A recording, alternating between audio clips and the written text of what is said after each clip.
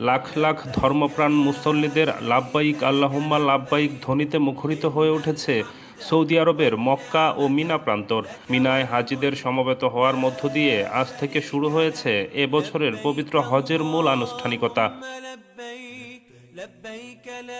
Saudi হজ ও উমরা মন্ত্রণালয় জানিয়েছে, হজ পালনের উদ্দেশ্যে সোমবার ইয়াউমুত তারবিয়া পালনের জন্য হজ যাত্রীরা মক্কায় নিজ নিজ বাসস্থান থেকে মিনায় যেতে চূড়ান্ত প্রস্তুতি নিয়েছে। এবছর পবিত্র হজ পালনের লক্ষ্যে বিশ্বের বিভিন্ন দেশ থেকে 15 লাখের বেশি হজ যাত্রী মক্কায় সমবেত হয়েছেন।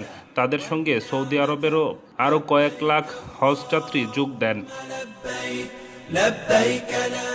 হজের নিয়ম অনুযায়ী আজ সারাদিন এবং রাত মিনায় ইবাদত বন্দেগীর মধ্য দিয়ে পার করবেন হাজিরা। এরপর আগামীকাল মঙ্গলবার ফজরের নামাজের পর মিনা থেকে হজের সবচেয়ে গুরুত্বপূর্ণ রুকন আদায়ের লক্ষ্যে আরাফাতের ময়দানের উদ্দেশ্যে রওনা হবেন। সেখানে তারা হজের খুতবা শুনবেন এবং জোহর ও আসরের নামাজ একত্রে আদায় করবেন। সূর্যাস্তের পর হাজিরা পার্শ্ববর্তী গন্তব্যের মুজদালিফার উদ্দেশ্যে যাত্রা করবেন।